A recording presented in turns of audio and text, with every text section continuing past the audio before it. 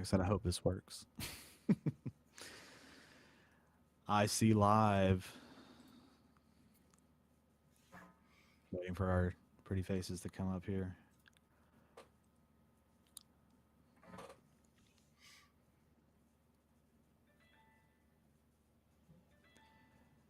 My phone is telling me that we're live, so I guess that's official. Hey, there we go. All righty. Hello, I'm Jonathan. And I'm Sean. And this is OnlyFrets. Let's see if this works.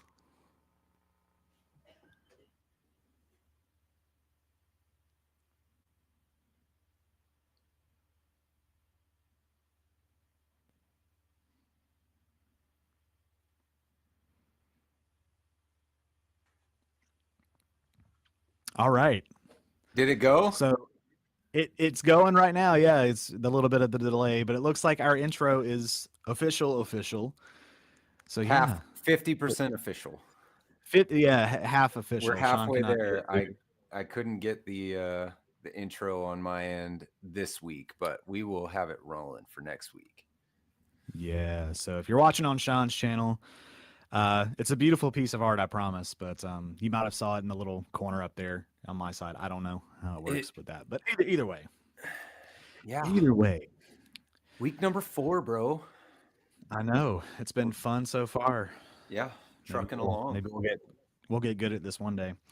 What are you playing there? It looks like Offset Wednesday for us today. Offset Wednesday. I've got my little DIY kit, Harley Benton kit.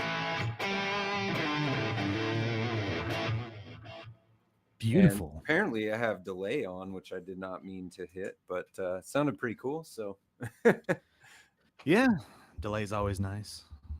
Can't play with a dry sound. That's just yuck. Yeah, what do you got? Hey, you're hot dogging today. Cool. I'm hot dogging. So this is the very elusive, I seem to say that a lot, Kramer Hot Dogger. This is an 84. This was a Sweetwater exclusive. Only 75 of these bad boys made. Not to brag.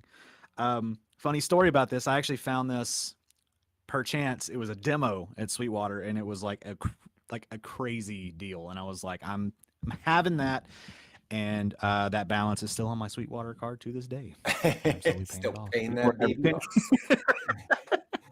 But it is worth every penny. Yeah, it's cool though.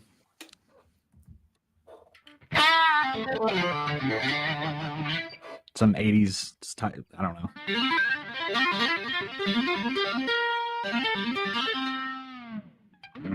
It's got Floyd on it and stuff. But anyway. So good. Have a video on that if you want to check that on my channel, yeah. Yes, you should check out that video. I love that guitar. It was funny. I just watched a thing on that actually. They released it as like an April Fool's. So it's probably like your 1-year anniversary or something, right? With that guitar.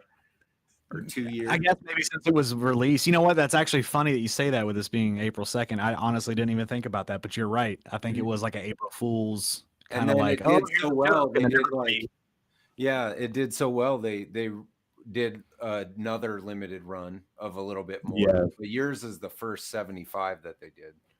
Yeah. And I think that this one, I could be wrong with this, and I said this in the initial video that I did.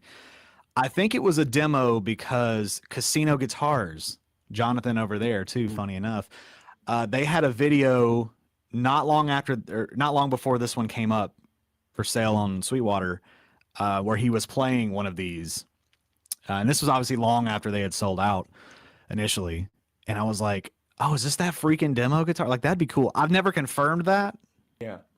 But if that's the case, I mean, from one Jonathan to another, hello, Casino Guitars. Love your channel. They're not watching this. I don't know why I'm saying hello to that. Well, that's okay. They might. That's okay. They get the message. Yeah. So what are you playing through? I know we're playing your guitar. What are you playing through? Yeah. Real quick, want to shout out Mark Spurgeon over here on my channel has a birthday coming up, or it's his birthday today. So we want to just say happy birthday to our most loyal viewer on Sean Plays Guitar here. Happy birthday. Sounds like he's got a Squire Jazzmaster coming for his birthday present. So nice. Not a bad day. No, not at all. On the 9th. All right. Well, happy early birthday, Mark. As it pertains to what I'm playing through, I'm playing through 2 modelers, Jonathan. Not one. Blasphemy. Yeah, not 2 of one, them. 2. I have the Line 6 Pod Go, which there's also a video on my channel about me.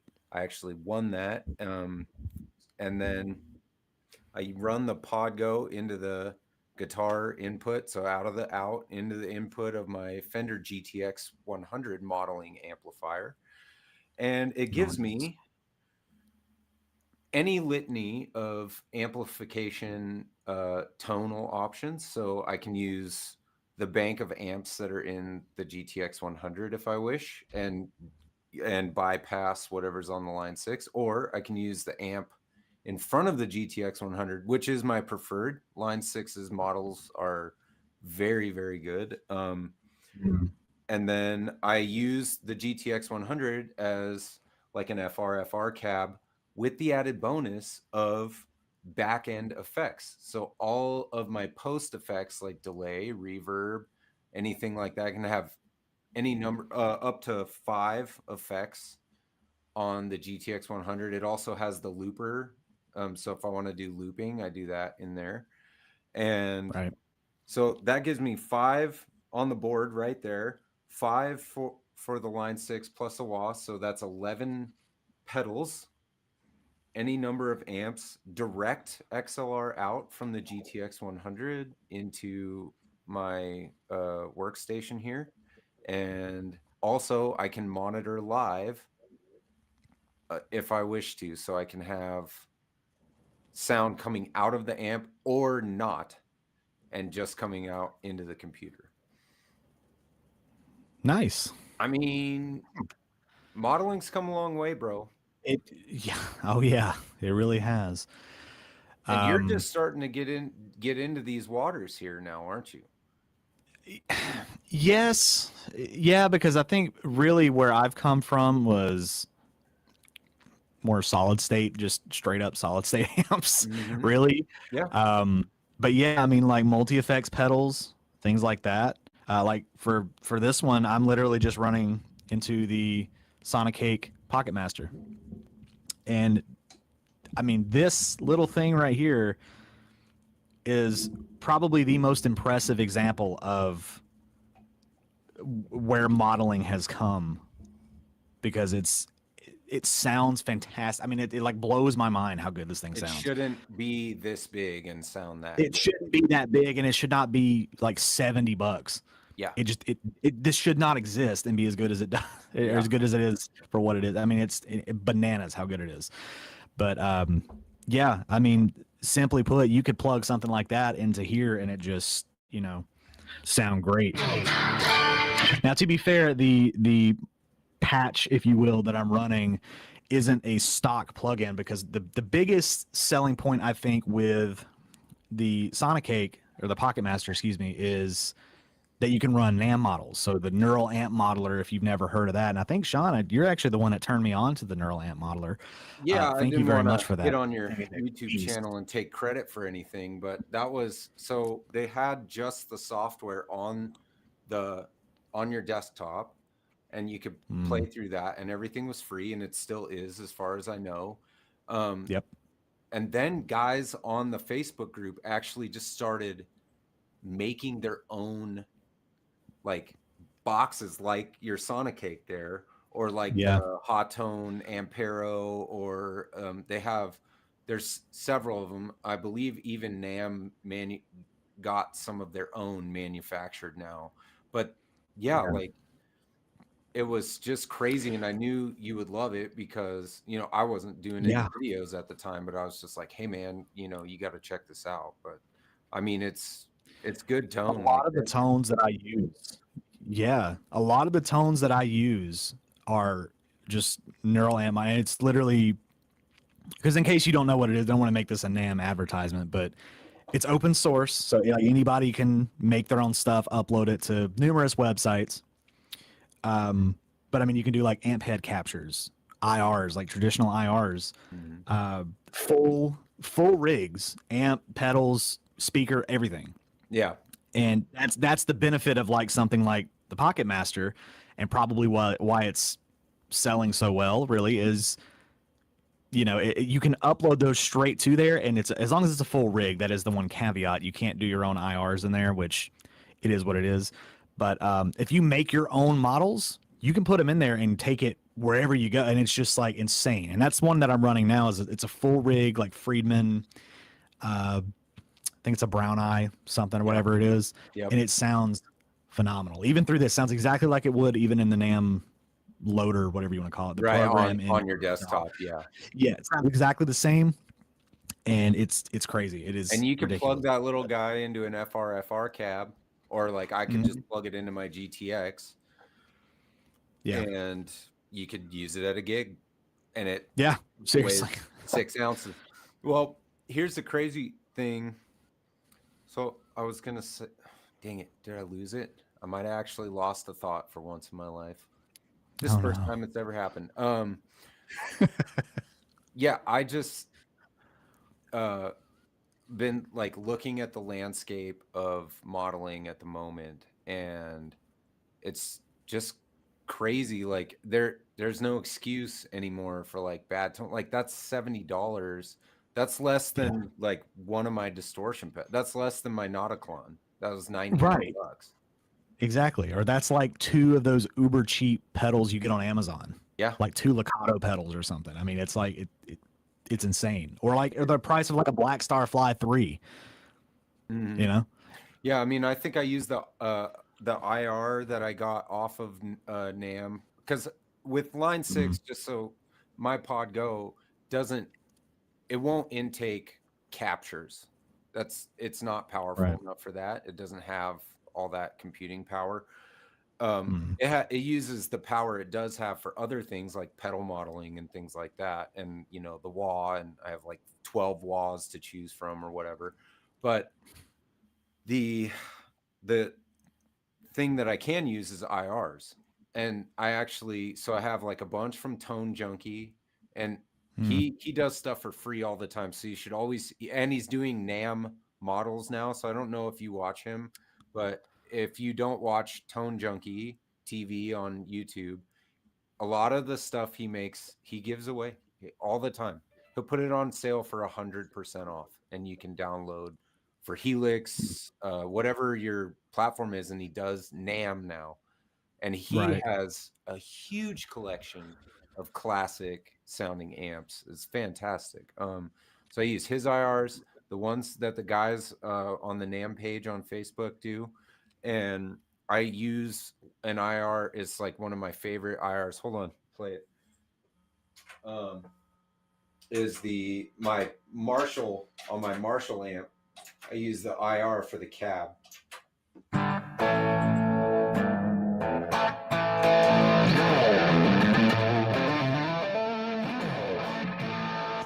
And like that speaker cabinet is just so much better, because it was, it's like modeled after some guys that he has had his whole life or whatever.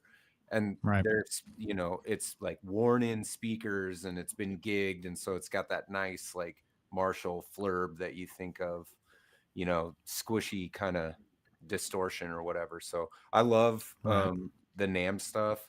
I think it's cool that Sonic Cake has, like you said, it's not like an ad. If you haven't seen Jonathan's video on that, you should definitely watch it. But I said in the comments section, I think that's some of the best tone, and you always have good tone. I love your Black Star. Like, so it's saying something about, the technology, not about whether or not you have good tone. You always do. The technology is so good that I could listen to that and be like, dang, I don't know. That's up there. It's like top 5 tone for, one of your demo videos for sure.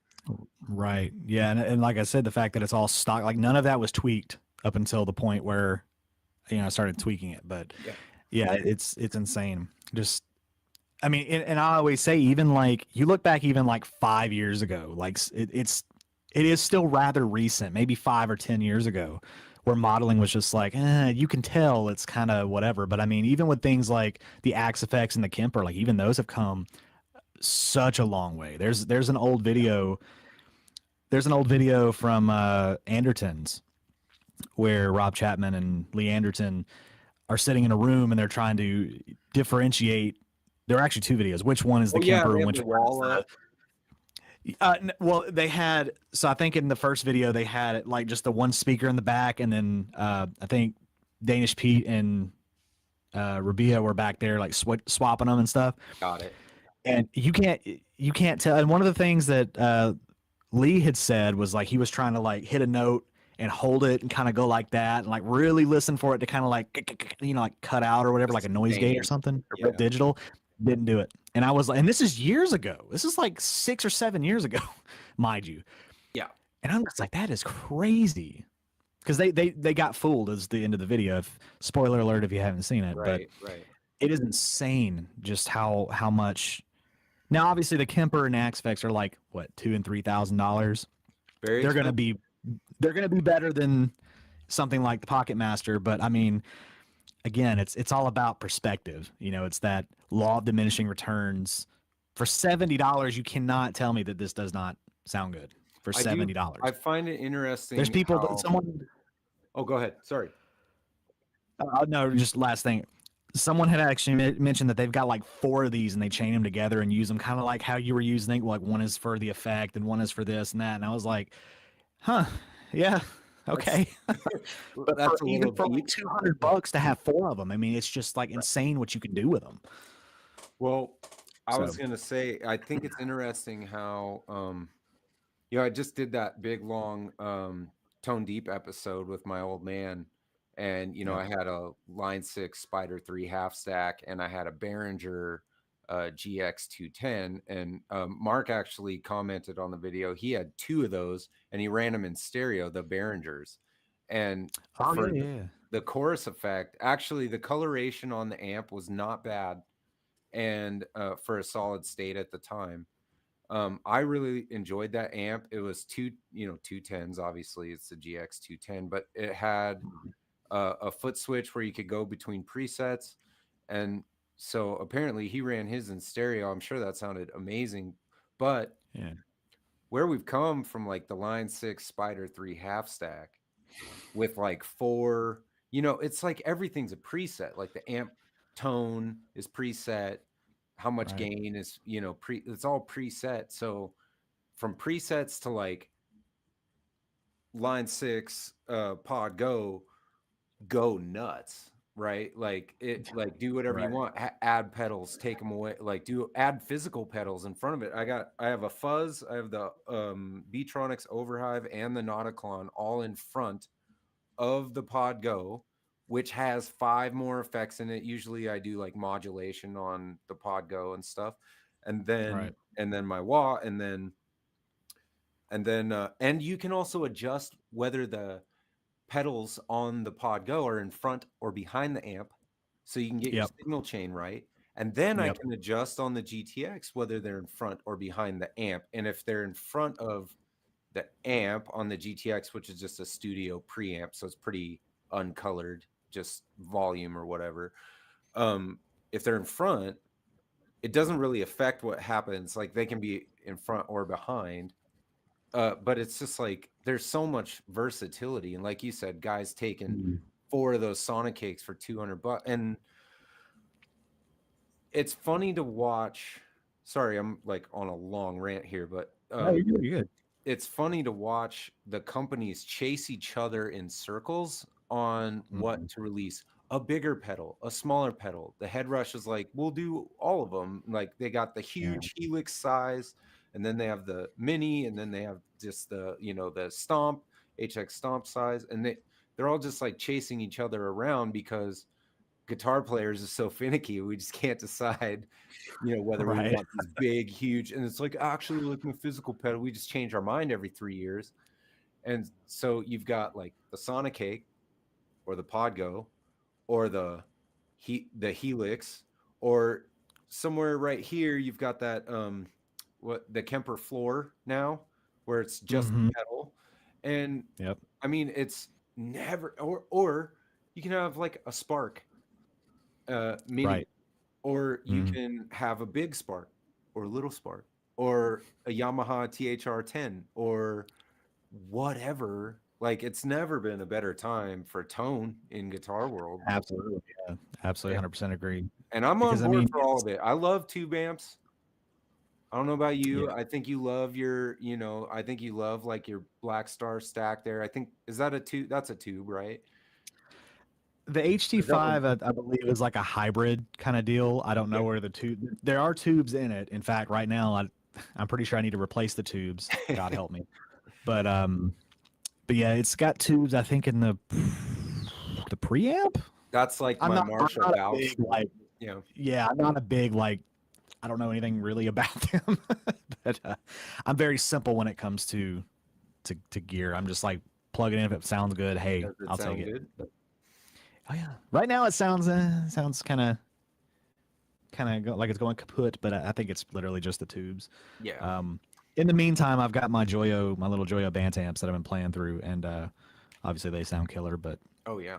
But yeah, Yeah. I'm Or not a yeah. huge You get tube a snob head or anything. that's this big. Like it doesn't make Yeah, any sense, dude. Yeah. that's 20 watts right there. One tube in there, and I mean, this thing will blow your face off. Yeah. This is the Joyo Zombie 2. It's like a Mesa Boogie kind of deal, and I mean that thing will rip you to shreds. It sounds so good, and it's just like uncontrolled gain. And those are like $120, $170, something like that. They're under $200. But yeah, I mean it's never been a better time to be just a guitar player in general, really. I'm having a ton of fun being a guitar player right now. I mean, like to be Right. able to Yeah. do a YouTube podcast or like connect with people that you would never know, like well, watch your videos and then follow, stalk you on Instagram and become bros and like Right. none of that stuff is possible if we don't have this awesome. So like, there's all the downfalls of social media. The best part is to be a dad in a pink room or a yellow one and be able to nerd out about guitar with like-minded bros and like just play. My Friday night live streams are a lot of fun. Shameless plug. Like last week, two of my buddies came and sat behind me and we drank beers while I played. I mean, is that not just like the life? It's the life, I bro. mean, it's so good. I mean, Yeah. hanging And out, meeting new people. If you got people joining your stream, like and even if they don't, I mean, it's like I always sit and say that there's a lot of my videos that don't break 100 views sometimes, and I've been doing right. this for 3 years. And then I've got one that's over 100,000, and it's like it just is. But I'm having fun either way, Yeah. and that's what I think a lot of people need to remember is that you just got to remember at the end of the day you're having fun with it. If it's your living and like your mortgage payment's coming up and your videos are not performing well, maybe panic a little bit. But at the end of the day, if you're having fun with it, it doesn't matter how many views you get no views. Right. Have fun with it. That's Well, and wrapping that into the thing, I watch like Tom Bukovac. I'm an Uncle Larry disciple, and I watch a lot of his videos. He's very funny. He's very forward. He's super just cut and dry about everything. He is like yeah. on there, and he would say that doesn't sound like my Vox AC30 from 1964. And he would be 100% correct about that.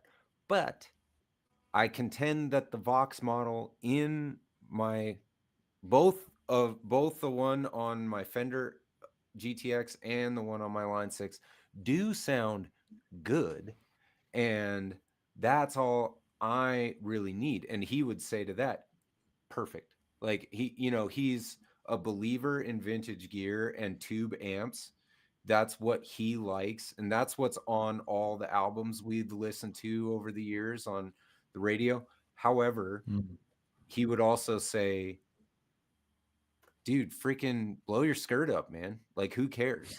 Do what you like. Right. If it sounds good to you, then it is, and it's fine. And I think that's where most people are starting to get to. I think the tube versus digital modeling argument is coming to a little bit of a middle ground finally, and Yeah. and people are like, that does sound good, and it does not sound like my Marshall half stack, but it does sound good. Well, and you're always gonna have the people out there that just like swear up and down, like, "Oh, I can hear that it's not tubes." It's like, but can you really though? You know, it's like it doesn't matter. Is it this one? Is this one a fizzy, nasty mess, and then this one is like glorious, warm, beautiful tone? Like it's not like that anymore. Exactly. Right. It's like, yeah, I mean, if there's that much of a difference, who cares? And specifically in like Almost a no live one, actually. The answer to that is right, almost no one. almost no one, and especially in like a live scenario. You know, a lot of people always like when they start saying, "Oh, I don't want to get on stage with an Epiphone. I need to be up there with a Gibson." It's like I promise you, the only people in that crowd that maybe care is other guitar players. Everybody The else, nerds. The nerds. making noise.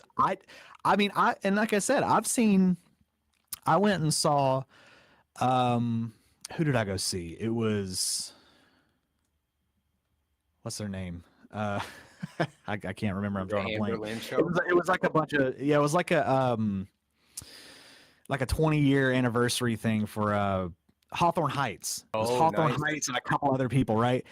And like they were up there with, you know, like a Gibson SG and stuff, but like the bands before them, one was playing an Epiphone SG, and guess what? I noticed it and I was like, oh, that's cool, you know, it's different, whatever, and sounded fine. No one else in the audience You did not noticed the care. headstock, but not a difference in whether or not the tone was good.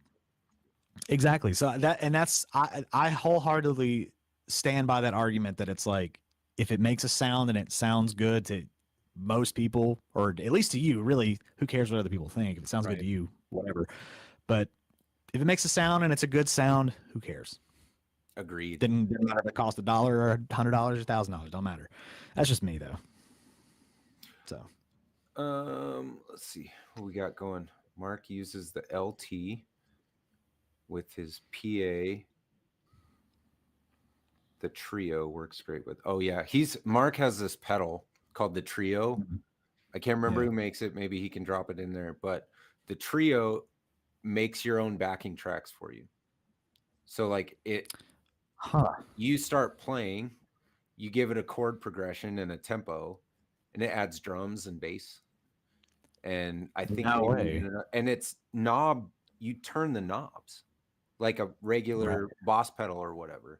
And he showed me that. I went and looked it up one night on a live stream, and that thing looks freaking cool. It's a Digitech product. Shout out to Digitech. No way. Man. Digitech Trio. Shout out to the Bad Monkey, son. Have they come down in price, I wonder? Yeah, that's $650 Bad Monkey pedal that sounds just like a Klon. Thanks. Well, who was it? JHS that said that? Thanks, Josh. Thanks a lot. Yeah, thanks a lot, Josh.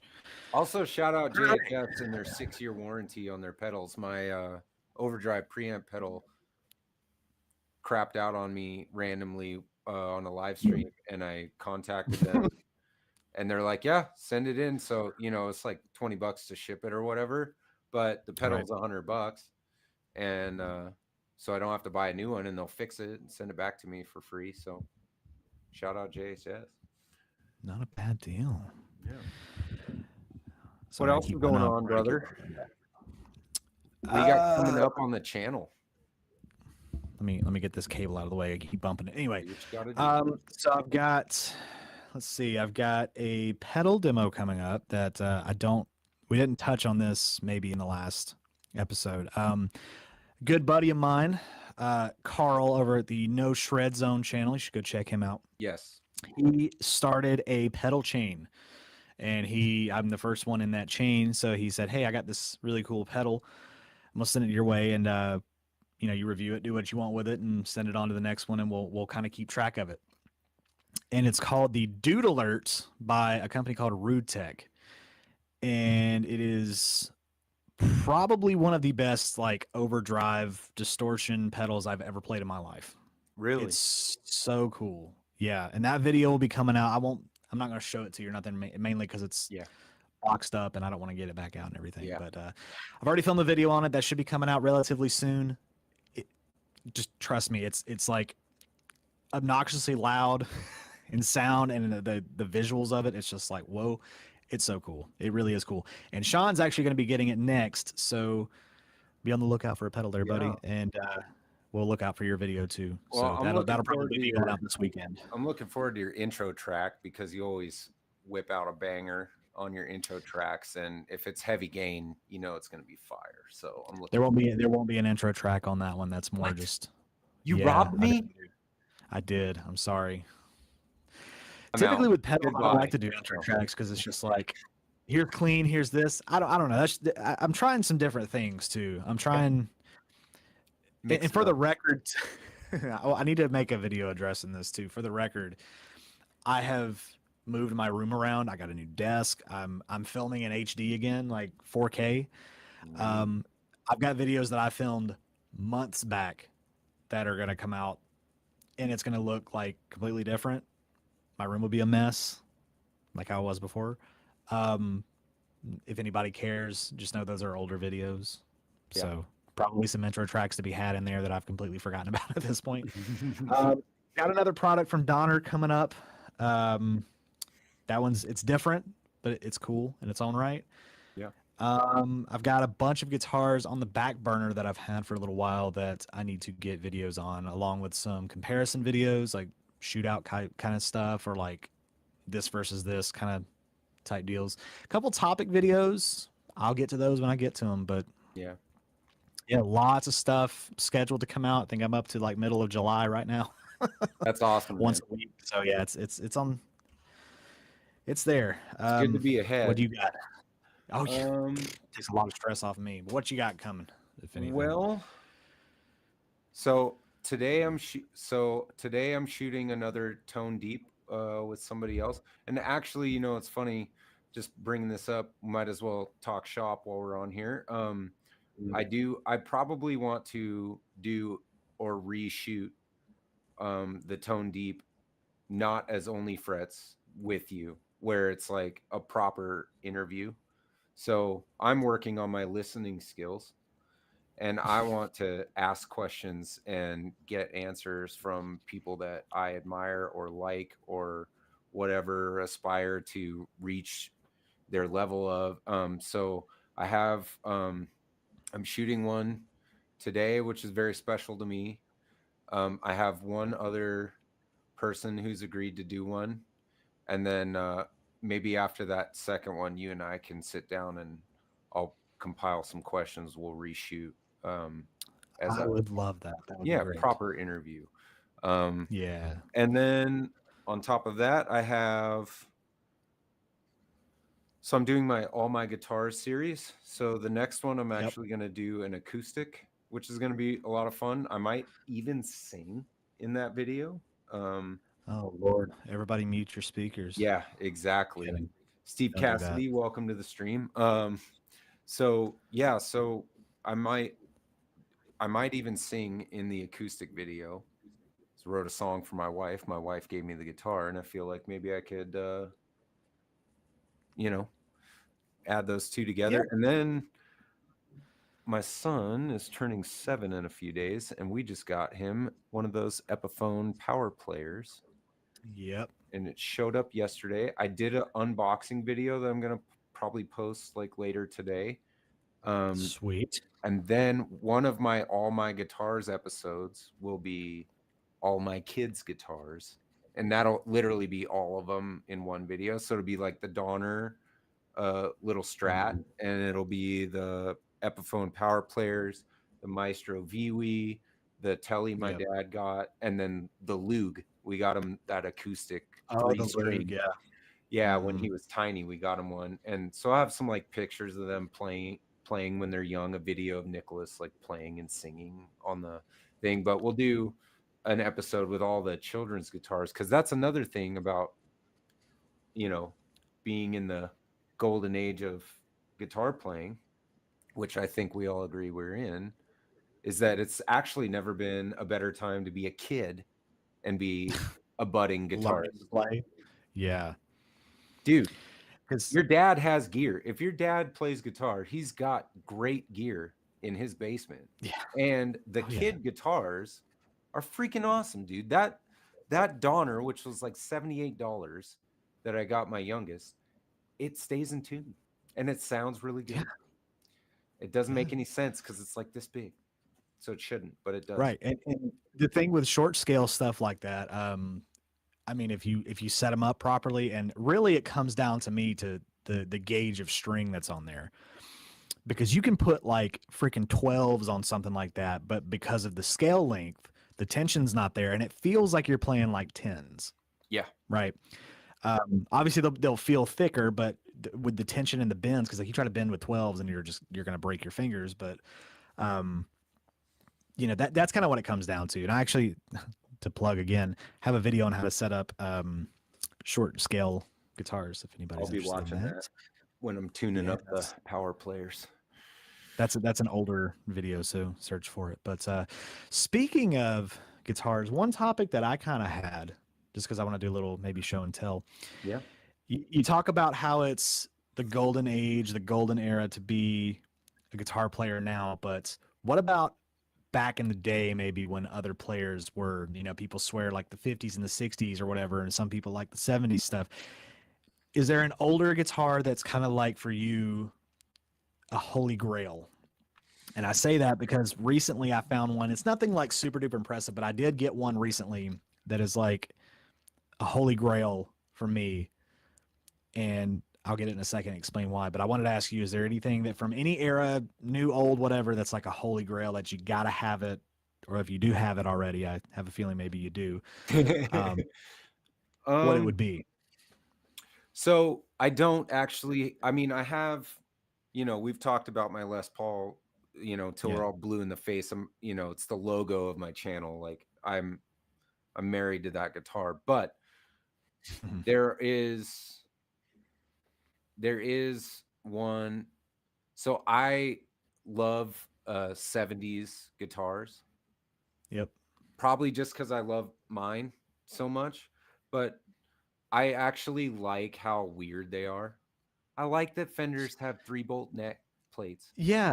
And the tilt. I think it's weird. It's cool. I like the big ugly headstock and the stupid logo, the transitions, post CBS logo or whatever. I like the tar back Gibson pickups on the the tar back Gibson humbuckers. Who is the guy that? So there's the the burst buckers. Those are the whoever wound those. I can't remember their names. Seth Lover? Tim Shaw. Tim Shaw did the tar backs. Tim Shaw's tar backs in the 70s. Yeah. I think they're funky, dude. I think it's cool. So if I could get one, it would be a 70s Telecaster, post, CBS 70s Yep. Telecaster with the bullet and the 3-bolt. And then the other one would be an SG from the same, probably exactly the same year. I would probably get a 78, not the SG, although it's cool.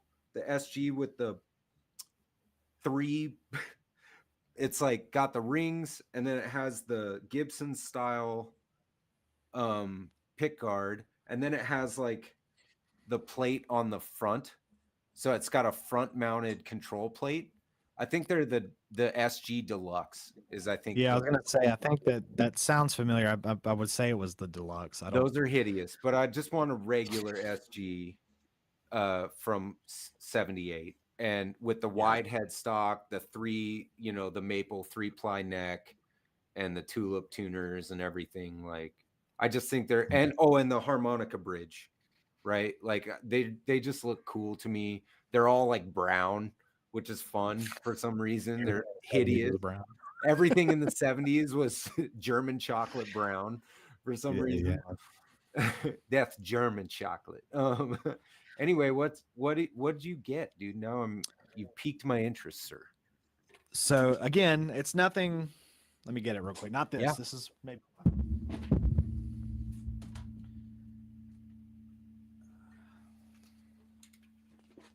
And I would say maybe this is one of them. I have a couple of them, but this one right here. Ooh. Wow. Yeah. So this is an Epiphone. It's an Epiphone 57 reissue Les Paul Jr. in TV yellow. Yes. So it's from 2006. It is Korean. Does it It's have got that the logo on the back where it's like custom limited ordered? edition. Yeah, the Nice, custom shop one. Yeah. nice. It's got the Epiphone logo that I like a lot. That like curly Q looking kind of logo. Love that. The one thing that I hate about it is the Grover tuners. I wish they were the tulip tuners just because that's my preferred look. But man, when I tell you that this is something that I've looked for a while, because of my need to have all of these like discontinued, rare, cool Epiphone things. Yeah, This was like at the top of my list, and it came up the other day at a good price, and I didn't even think about it. I was just like, boom, boom, bought it, showed up, and I was like, oh shoot, what did I do? fish in a But barrel, baby. pretty much, yeah. And I'm just now realizing that somebody had a great time adjusting the thing that because the screws are all eat up. But The I post. digress. The post, yeah. Yeah, Something that I never knew that these had. If you look at the knobs, they're yeah. like it says V and T on there, and they're real skinny. That's And really apparently they weird. They stock. look. Are they in a weird place for a junior as well, or is Not that that I'm normally aware where they're of. at? I'm pretty sure it's normally well with an SG because I got the SG Junior. They're like down Different. here, Yeah, but I think that that's where they're at. I don't know. maybe I have to that's what's look. throwing me off. Is the last time you had the SG junior, the last junior I saw Yeah, you with. You're probably right. but when I another thing too was kind of weird about it. This one doesn't have a fat neck, but it's got a rather wide kind of neck. Which my first ever Gibson that I had was a Gibson Studio from 2015. And if anybody knows anything about Gibsons from 2015, it's that they all suck. They're terrible. Never had a Gibson that I've played from 2015 that has been good. And it was the wide space nut, and then the neck was wider. So to me, they're just uncomfortable to play. They're real thin, real wide, terrible. This one, this one feel. I don't know if it's just me. It feels like it's got a wider neck, but when I tell you this is one of the best Epiphones I've ever played, bar none, hands down, full stop, point blank, period. It is like one of the best Epiphones I've ever played. And I don't know, man. The action's super low.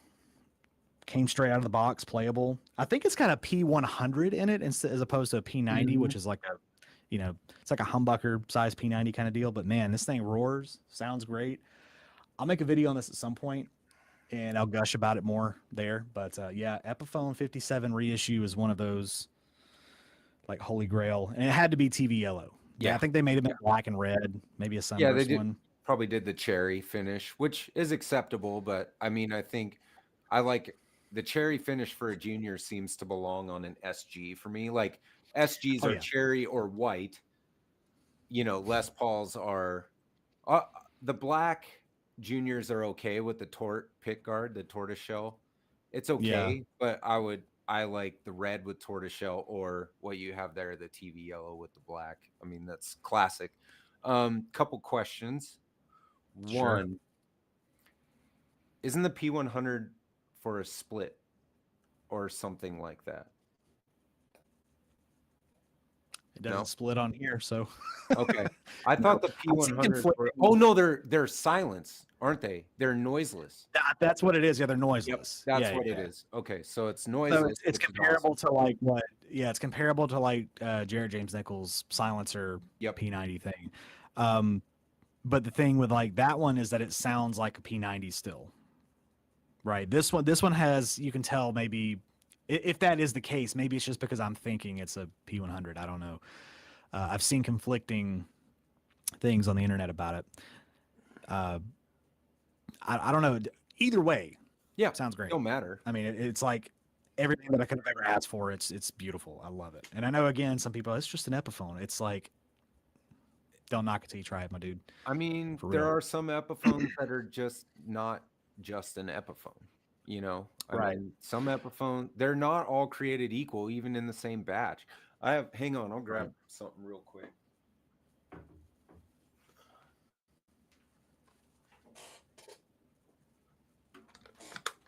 This And this I'm is aware not too that this is not the stock pick guard here, but this is a $150 Guitar Center PR 200 the VS. DR, This is a campfire guitar, bro. It's been through. yeah, It's out of tune, but it booms and it smells like 2003 Guitar Center acoustic room. That's what it smells like. That's yeah, exactly when you smell. It smells like the acoustic room at Guitar Center in 2003. And every time I got it for my birthday when I was 19, and every time I pick it up, this is the one guitar I smell it before I play it, like every time. I don't know, it just takes me back to like opening it up out of the box when you know what I mean? yeah. And Mm-hmm. it's this is a throwaway guitar. Like nobody keeps these. They just sell them for like $25 at pawn shops, and they're all along the wall. And I kept mine. It's besides the Les Paul, it's the guitar I think I owned it longer than the Les Paul. So I've had this for like 21 years now, and I love it. And there's no pickup in it. It's a camping guitar, and I love it. And Epiphone Acoustic, yeah. has, I mean, you care about the headstock. I don't care. Like I like the little chipped wing headstock, like that one. Like I think that Yeah. it looked fine. I didn't need them to put Gibson style headstock on an Epiphone. I like the other one, Yeah. Where are No, you at with yeah. that? With the headstock issue? Yeah. I mean, to me, I've personally, there's something about, I don't know what it is, about the old Epiphone headstock shape that it makes me want to pick up the guitar. Obviously a Gibson, yeah, because it's a Gibson, but there's something about this old shape that I just, from the first time I saw it, I was just like, that is so cool. I don't know what it is, but yeah, I don't know. I think that a lot of guitar players are like, what's the word I'm looking for? Not picky, vain, I guess would be the, like if it doesn't say the right name on it, obviously, or whatever, or like the shape. But yeah, I mean, the Kalamazoo headstock shape's okay. I go back and forth between liking that, like when I'm browsing for stuff, if I see a Kalamazoo headstock on it, the newer one, I'm kind of like, I'll pass. Yeah. I don't know. It's kind of more a turn off than a turn on for you. Yeah, and then I mean, like the new ones to me. Well, I'm gonna put them all in one basket, I guess. The newer ones with the Inspired by Gibson custom shop that have the actual Gibson open book. Mm-hmm. There was a Chinese domestic market one that had the open book, and they weren't. I mean, this is years and years ago. Yeah. The MIJ ones that are not the elitist model. The elitist ones have those. Have you ever seen those? The elitists were made in Japan, but they literally are just like a bump. It's so strange, and I didn't like it at first, but it's grown on me more and more as I've seen it.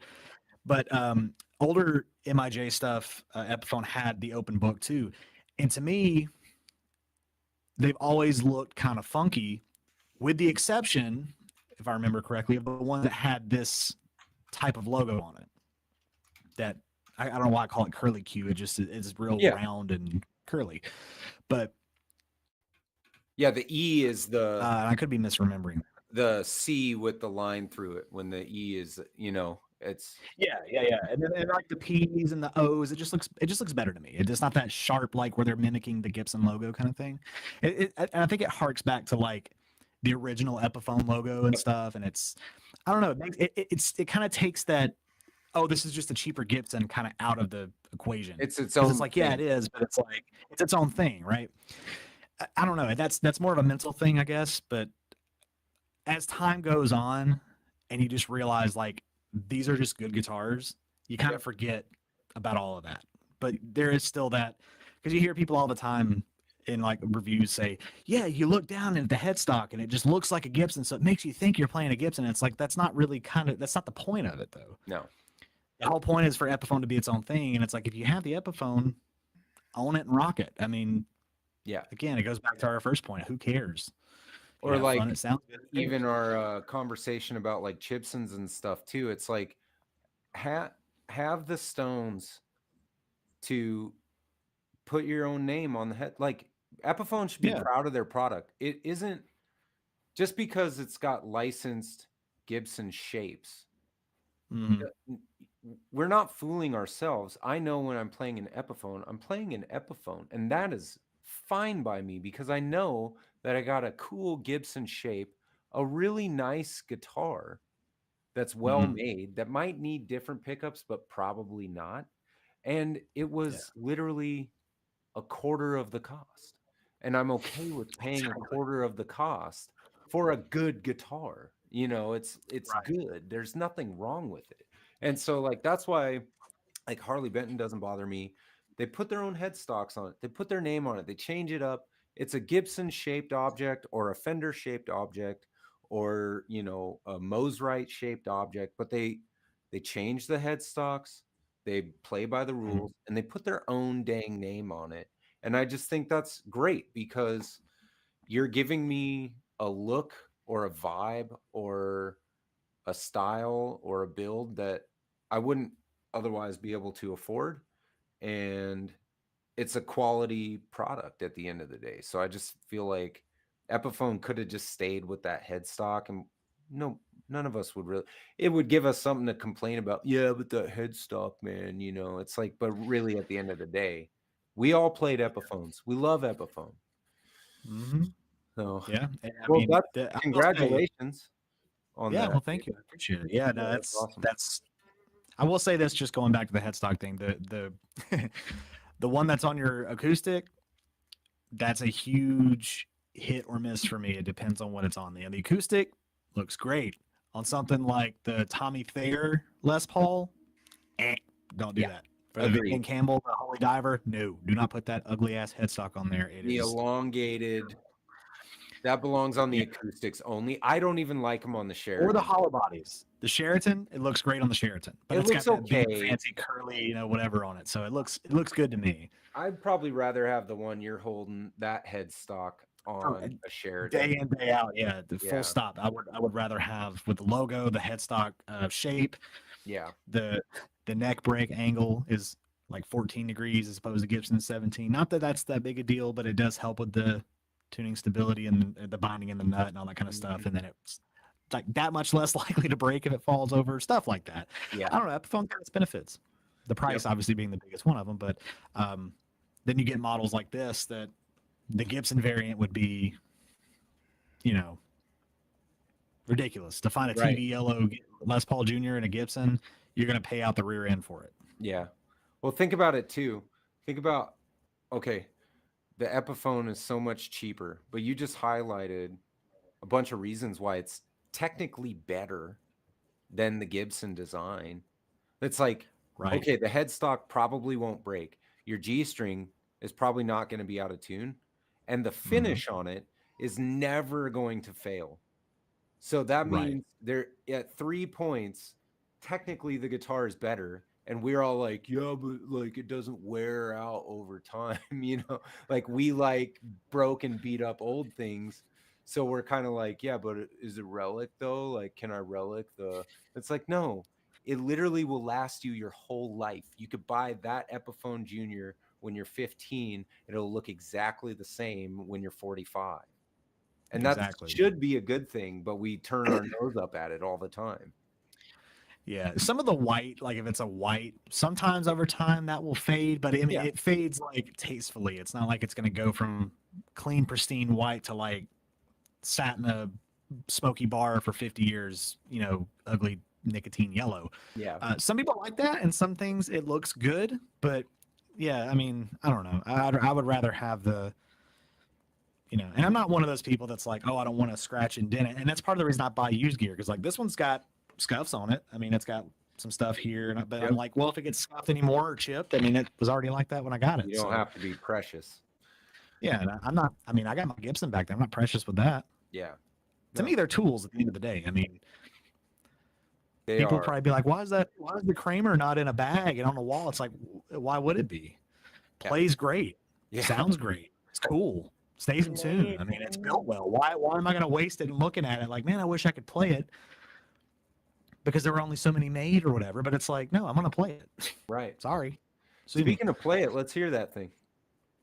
Oh yeah, this thing. I did plug it into. Let me give y'all something a little bit different, before we, because I know it's getting kind of about that time. We are nearing the end of our hang. Let me see if I can. Can you hear that at all? It's a little quieter than, like, say, the distorted tone. That's better. Okay. I didn't know what tuning was in. I'm sorry. That's okay.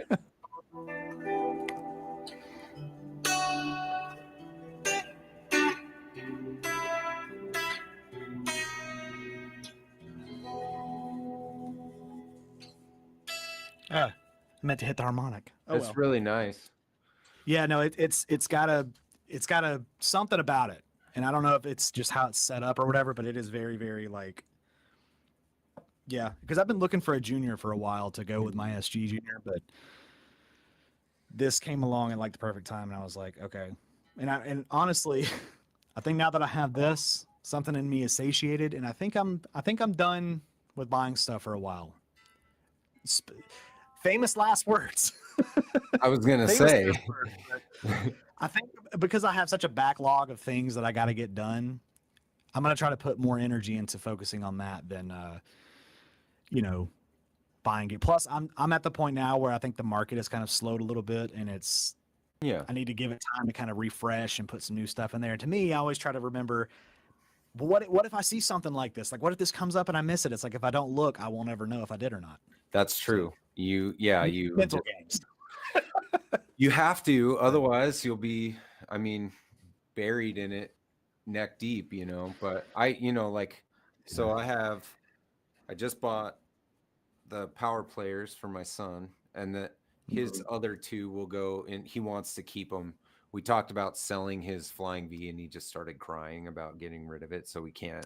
But those will go away. And then I have in my bathroom over here, I'm keeping my next kit build, and I've drawn a hard line on building the guitar. I have to finish the laundry room project, which is out that door, before I'll allow myself to build the kit guitar. So I've got a little carrot here to motivate progress on the house first. Is the laundry room thing like an actual laundry room thing, or is that another guitar hidden in the laundry room? I got one in the bathroom, one in the laundry room, one in the oven upstairs in the kitchen.